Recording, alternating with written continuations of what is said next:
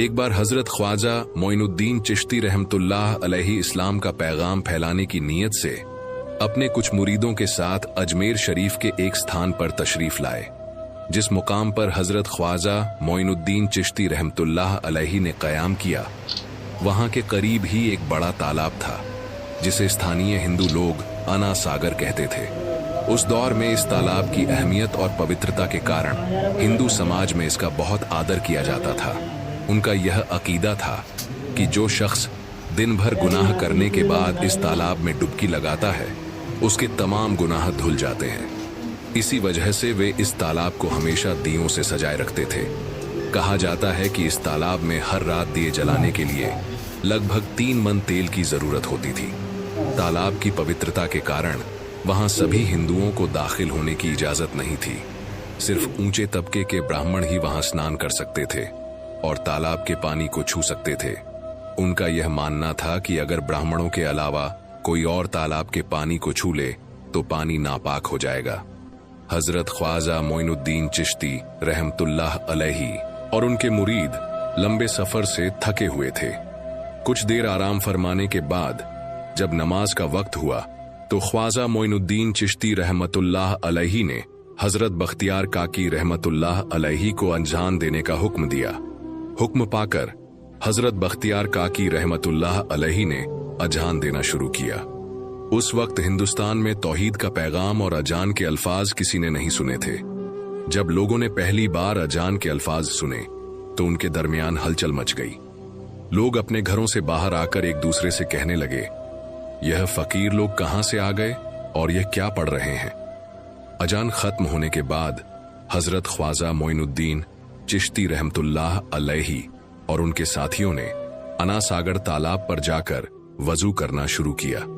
जब हिंदू पुजारियों ने देखा कि एक अजनबी दरवेश उनके मखसूस तालाब का इस्तेमाल कर रहा है तो उनके दिल में गुस्से की आग भड़क उठी। एक पुजारी बोला, यह दरवेश कहां से आ गया? बिना हमारी इजाजत के इसने हमारे पाक तालाब को हाथ लगा दिया।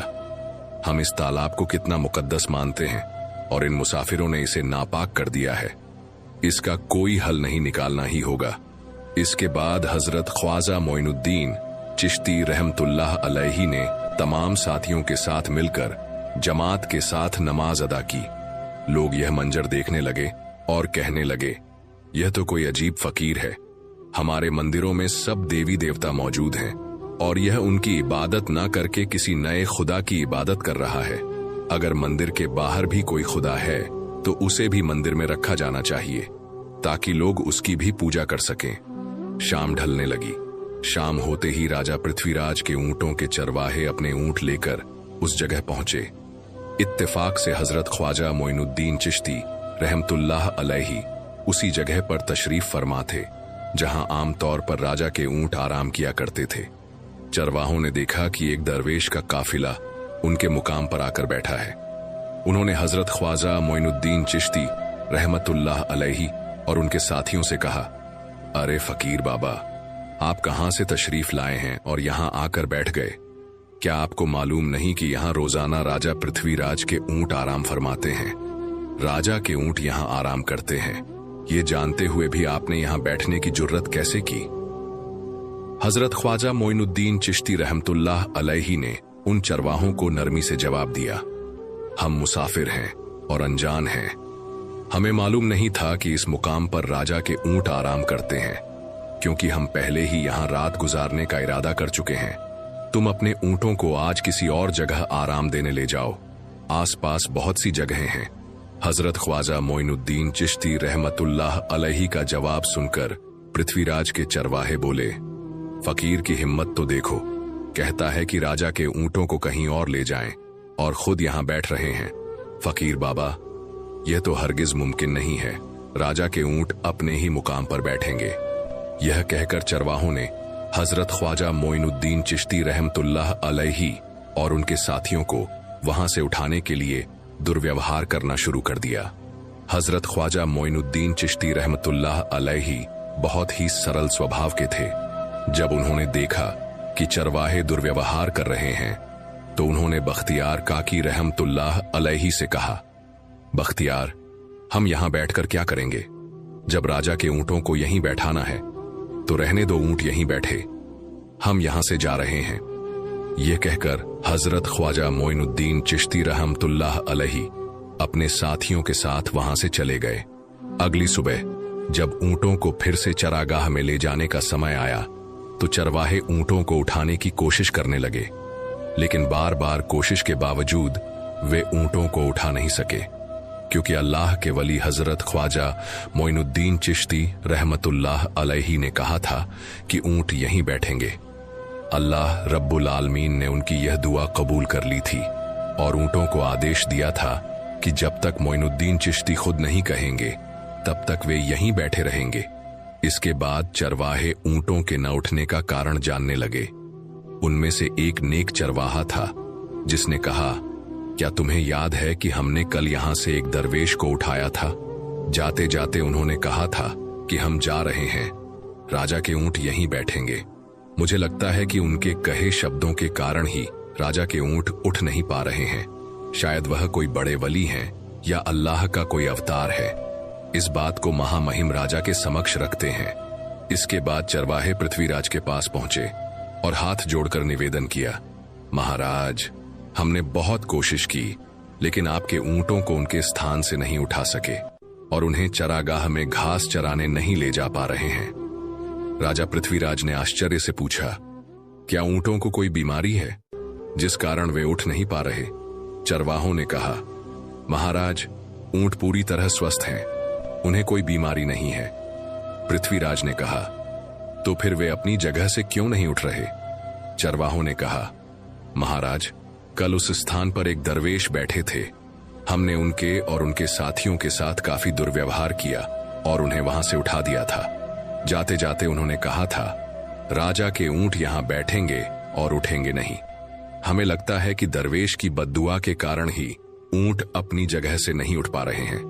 तब पृथ्वीराज ने हुक्म दिया, अच्छा, जाओ और उस दरवेश को मेरे पास ले आओ। जब हजरत ख्वाजा मोइनुद्दीन चिश्ती रहमतुल्लाह अलैहि पृथ्वीराज के दरबार में पहुंचे तो पृथ्वीराज ने उनसे पूछा, ऐ दरवेश, आपने मेरे ऊंटों को क्यों पंगु बना दिया है? मेरे ऊंट भूखे मर रहे हैं, कृपया अपना जादू उनसे हटा लें। अगर जादू नहीं हटाया तो मेरे ऊंट भूखे मर जाएंगे। पृथ्वीराज की बात सुनकर हजरत ख्वाजा मोइनुद्दीन चिश्ती रहमतुल्लाह अलैहि मुस्कुराते बोले, हे अल्लाह के बंदे, हम मुसलमान हैं और मुसलमान कभी जादू नहीं करते। तुम्हारे ऊंटों को मैंने नहीं बल्कि इस संसार के पालनहार महान अल्लाह रब्बुल आलमीन ने बैठाया है। उनकी आज्ञा से ऊंट बैठे हैं और उनकी आज्ञा से ही उठेंगे, लेकिन मैं उस सर्वशक्तिमान से प्रार्थना कर सकता हूं कि वह तुम्हारे ऊंटों को उठने की अनुमति दे।